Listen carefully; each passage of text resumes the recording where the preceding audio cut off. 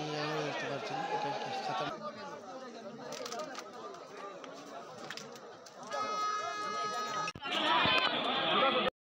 নমস্কার বন্ধুরা, আজকে আরেকটা বিশেষ ব্লগ নিয়ে আসলাম ভুবন তীর্থযাত্রায়। তো আজকে তীর্থযাত্রা যারা আপনারা আইতে পারছেন না, ঘরে বসে ভুবন দর্শন করতে পারবে। তো আজকে আমরা ভুবন যাবার লাগে আমরা অলরেডি 6 জন, আমি আমার একজন আমার ভাই এবং তার 6 জন বন্ধু। তো আমরা 6 জন মিলে যাত্রা শুরু করবো ভুবন বাবার। তো ভুবন বাবার পূজার জন্য যে সামগ্রী জিনিস আমরা এখান থেকে লইলাম, দোকান একটা আছে ছোটো। তো এখান থেকে মোমবাতি, ধূপকাঠি, বেলপাতা আর তোমার জল এইগুলা সব লইলাম। যাতে উপরে গিয়ে আমরা মানে কিনতে নাও এখান থেকে সব কিছু লইয়া তো শুরু করলাম আমরা যাত্রা। দেখো ভুবন বাবার তীর্থযাত্রা শুরু করলাম আমরা 6 জনে। তো বিশেষ করে যারা ঘর থেকে দেখো তারা যাবে ভুবন বাবা লেখবা, আর যারা আইতে পারছেন না আর কি কোনো বসতে কারণে আপনারা ঘর থেকে বাবার দর্শন করতে পারবে। তো আমি আসি আপনারা পুরো ভুবন বাবা কাভারেজ করার লাগে চেষ্টা করবো। যে বিশেষ করে তার নিত্য মন্দির যে নীলকণ্ঠ নামে জায়গাটা, এটা দেখাবার লাগে বিশেষ চেষ্টা করবো। যে সব মানুষ এখানে যেতে পারে না, কারণ এখানে একটা জায়গা আছে চৌমুখী, এখানে যাওয়ার পরে মানে মানুষ রাস্তাটা মানে ভুলে যায়। তো ওইখানে রাস্তা যাওয়ার পরে একটা বাম দিকে একটা ডাইন দিকে আছে, কুরফিস লাগে যে মানুষ। তো এই কারণে মানে আমি এটার লাগে যাবার লাগে আপনার বিশেষ চেষ্টা করবো। তো এখানে যাওয়ার পরে আমরা কই দিই আপনারা আমি ডিটেল সহকারে বুঝিয়ে কোন দিকে যাওয়া লাগে। তো আমরা তো দেখতে পারতাম মানে প্রচুর পরিমাণে ভক্তরা আসেন মানে দর্শন করা লাগে বাবার। তো অনেক ভক্তরা এখানে প্রশাসন আছে, ভলেন্টিয়ার আছেন, মানে কোনো যাতে ভক্তদের অসুবিধা না হয় তার দিকে মানে বিশেষ নজর রাখা হয়েছে। যে ভক্তরা আগে যদি কোনো অসুবিধা আশঙ্কা না পড়ে, এক বছর তো মানুষও এরকম মারা গেছিলো মানে অসুবিধার কারণে। তো এরকম এই ঘটনা যাতে না হয়, মানে আর কোনো অচানক ঘটনা যাতে না হয়, এদিকে মানে বিশেষ ধরুন প্রশাসন আছে, মানে ভলেন্টিয়াররা আছেন। আর মানে আপনি যেতে দিয়ে স্বচ্ছ মানে সুবিধা পাইলবা। যেমন এখানে একটা স্বচ্ছসেবীপুর মানে হনুমান স্থানের তলে দেখছেন আপনারা, এরা খিচুড়ি এবং জল টল সব ধরনের ব্যবস্থা এখানে করছেন তারা। মানে যারে ভক্তদের যদি ওদের কাছ থেকে জল পিওয়া হয়, মানে জলের তো খুব ক্রাইসিস, আপনারা ঘর থেকে নিয়ে আইব অলরেডি। তো আমি আপনারা একটা সাজেশন দিলাম যে আমার সাজেশন নিবেদনও করলাম আপনারা ঘর থেকে জল নিয়ে আনেন, এখানে জলের খুব ক্রাইসিস। আপনারা 1 লিটার জল নাইলে 50-60 টাকা করে দিব। তো আপনারা যে ঘর থেকে বা নিচে থেকে নিয়ে যেতে একটু কম পড়বো। তো জল বেশি ক্রাইসিস, তো জল নিয়ে আর বাকি সব কিছু এখানে উপরে পাওয়া যাইব। আপনারা বিস্কুট থেকে খিচুড়ি এভরিথিং সব কিছু আপনারা পাইবা। তো বিশেষ করে জলটা লই লিবার সংখ্যা করিয়া আর জল নিয়ে আসবা, কারণ জল এখানে খুব ক্রাইসিস, জলের কম মানে উপরে তো জল অ্যাভেলেবল না, তো রেটও বেশি হইব। তো বিশেষ করে জল নিয়ে আসবা আপনারা। তো আমি যাই না, আমার যাত্রা শুরু করলাম ভুবন বাবার পাহাড়ের উপরে। আমরা বাবার স্নানও বুঝলাম আইয়া আজকে। যাই হোক, বাবা আনাইছেন মানে বাবার দেখার লাগে মানে আপন মানে মনে মাঝে আশঙ্কা একটা আসলে একটা বাবাই পুরান করেছেন। আমরা অলরেডি দেখতে পাচ্ছি মন্দিরও মানে এখানে আই গেছি, তীর্থস্থান এখানে যেখানে পাহাড় পর্বত উপরে আমরা এখানে আই গেছি বাবার স্থানও। তো মানুষ মানে ভক্তদের এত ভিড় এখানে দেখতে পারতাম, মানে চতুর্দিকে খালি ভক্তরা, মানে এত ভিড় হয়েছে এবছর, মানে আচানক মানে অতিরিক্ত ভিড়, মানে যেদিকে যাইবা শুধু খালি ভক্তরা দেখতে পারবে, মানে প্রচুর পরিমাণে মানুষ। তো এই দেখো লাইনটা যেহেতু ফিশারি যেদিকে লাইন যাওয়া, আমি যাইতাম এদিকে হাত পুকুরে দেওয়া যায়নি, একটা দেখুন দিকে আমি লাইনও ইঞ্জিনিয়ার ধরবার লাইনও ধরতে লাগবো, ওখানে রাতে থেকে ধরতে লাগবো, দিদি তো সকালে হয়ে যাবো। তো আমি এখন লাইন ধরে গিয়া হাত পুকুর দই যাই, দেখি কী হয়, দেখি লাইনটা যদি আগে পাইলে তো ভালো। তো সকাল হয়ে গেছে অলরেডি, আপনারা দেখতে পারতাম মানে রাত্রে 11:30-12টা এখনও লাইনে ধরছি, আর এখনও পর্যন্ত সকাল হয়ে গেছে, এখনও লাইনে আছি। তো এখন অবশ্য লাইনটা আগে গেছে, আর বেশি বাকি না। এই মন্দির দেখতে পারে আপনারা, এখানে আর কি অঞ্জলি হইব। তো মানে একটা আনন্দ লাগে এরও, আর একটু মানে কষ্ট হয়ে যাচ্ছে, কষ্ট কিছু না নাতি একটা আনন্দ লাগে। ঠাকুরের দিলেই আগে ঠাকুরের দিয়ে পুরো ভুবন পাহাড়টা কাভারেজ করতাম, আপনারা দেখাইতাম নিত্য মন্দির, মানে এটা লিয়ে একটু মানে উড়াতাম আমার যে যত জলদি আমি অঞ্জলিটা দিতে পারি অত জলদি আপনারা দেখাইতাম পারি। তো আমার সঙ্গে আর আমরা 6 জন, আমরা টোটাল 5 জন রয়েছেন। তারা কয়জন নতুন আছেন, আর একজন সূর্যা তাই না আমার ভাই, তাই আবার 2 বছর তার রানিং হয়ে যায়। তো সূর্যা খালি দেখি তান কীরকম লাগে, মানে এত অভিজ্ঞতা রাতের থেকে লাইন ধরার পরে। এখন গিয়া ডুকরাম মন্দিরের সামনেই আছি, গিয়া ঢুকে তারপরে অঞ্জলি দিয়ে আবার কালকে রাত্রে 11টার থেকে সূর্যা লাইনও, আর প্লাস এখন অঞ্জলি দিতে পারেন না, আমরা বহুত বোরিং হয়ে গেছি। আর এখন মোমবাতি দুপুরে কিছু জ্বালানি হইতো না, অলরেডি ভগবানে জল দিতাম দেওয়া দিতাম। তো ভিডিওটা দেখতো পুরা লাইন এদিকে পুরা মানুষে অত ভর্তি মানুষ, মানে এখন একটু কম হয়েছে, রাত্রে অনেক মানুষ আসলে এখানে পুরা দেখতে পারবো, পুরা ভিড় বার এখানে রয়েছে।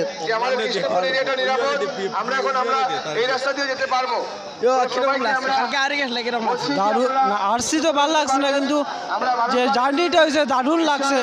তো সবাই মিলে খুব বেশি এনজয় করছে, এটা বহুত মেমোরেবল থাকবো। তো আমি সবাই রকমই একবার আও, হয়তো অনেকবার আইসো, বহুত মজা হয়েছে।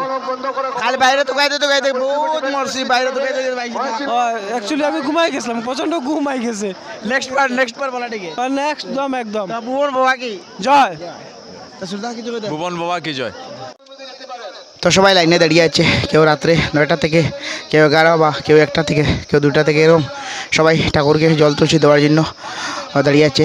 আর এখানে একটা কথা মাইকে অ্যানাউন্স করে দিয়েছে যে মোমবাতি জ্বালিয়ে দিতে পারবেন না, দুপুরে জ্বালাতে পারবেন না, শুধু জল তুলসী এবং দুধ দিয়ে আসবেন ভগবানকে। কেননা ওখানে একটা ঘটনা হয়েছে, এই পাহাড়ের দিকে কেউ নাকি আগুন লাগিয়ে দিয়েছে পাহাড়ে। তো এই কারণে সবাই আর কি মানে এইটা বলেছে কমিটিরা যে আপনারা মোমবাতি করে জ্বালাবেন না, শুধু ঠাকুরকে জল তুলসী দিয়ে প্রণাম করে আসবেন, ভক্তি দিয়ে আসবেন। তো এটা এখানে কে আগুন লাগিয়েছে এই কারণে হয়তো এটা হয়েছে।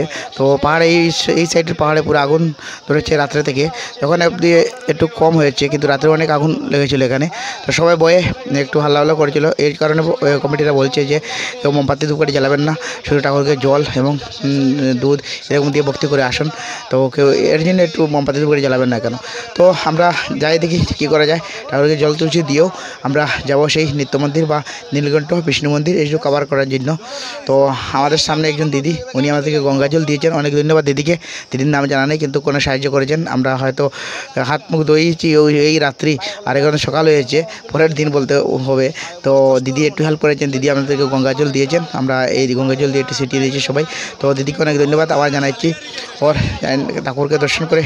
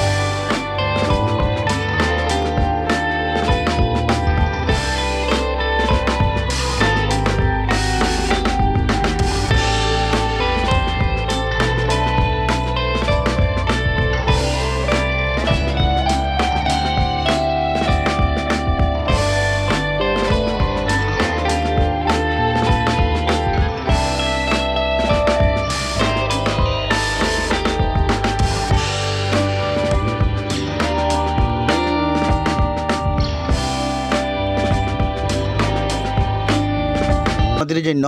তো নিত্য মন্দিরে যাওয়ার জন্য আপনি যে চৌমুখী বলে এখানে জায়গা রয়েছে, তো চৌমুখী দিয়ে আপনি যখন ভুবন প্রদর্শন করে নামছেন, তো হাতের ডান দিকে আপনি চলে যাবেন, বাম দিকে যাবেন না, কারণ বাম দিকে গেলে আপনি মতিনগরে চলে যাবেন। তো বিশেষ করে আপনি ডান দিকে যাবেন, এখানে নিত্য মন্দিরের রাস্তা, এবং এই রাস্তা দিয়ে আপনার নেতারঘাট, আর তারপরে এই রাস্তা দিয়ে আপনার তারপরে যে পরে নিত্য মন্দির বা নীলকণ্ঠ নামে জায়গা একটা, এটা পড়ে তারপরে আপনার বিষ্ণু মন্দির, এটাই দর্শন করতে পারবেন এই রাস্তা দিয়ে, ডান দিকের রাস্তাটা। তো বিশেষ করে আপনারা বাম দিকের রাস্তায় যাবেন না, ডান দিকের রাস্তায় যান।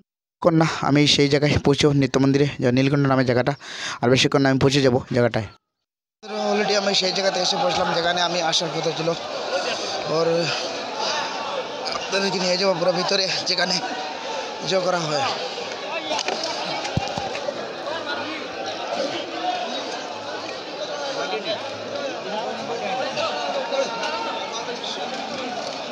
সেই ভিতরটা আপনারা অনুভব করাবো, যেখানে ভিতরে অনেক ভিড় রয়েছে। ভিতরের দিকে আমি যাই, দেখি কি হয় এখানে অনেক কতটুকু যাওয়া যায়, ভিতরে যাওয়া যায়, ততটুকু যাবো। এখানে পুরা আমাদের একটি গেট বানানো হয়েছে। ও বাপরে, ও মাই গড, ও মাই গড, এদিকটা, ও মাই গড, অন্ধকার।